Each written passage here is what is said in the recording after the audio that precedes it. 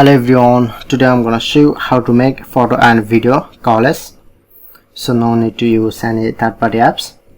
So simply open your photo gallery, select any photo or video, like I'm select 2 images and 2 video.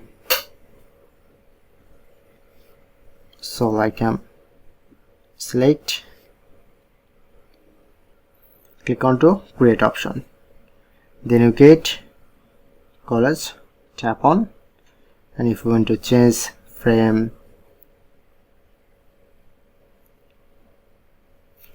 okay, customize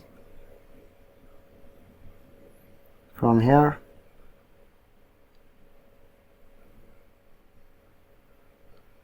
okay, press on to save,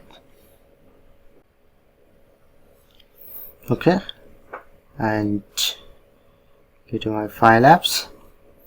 So I'm recently make this photo collage, video and photo.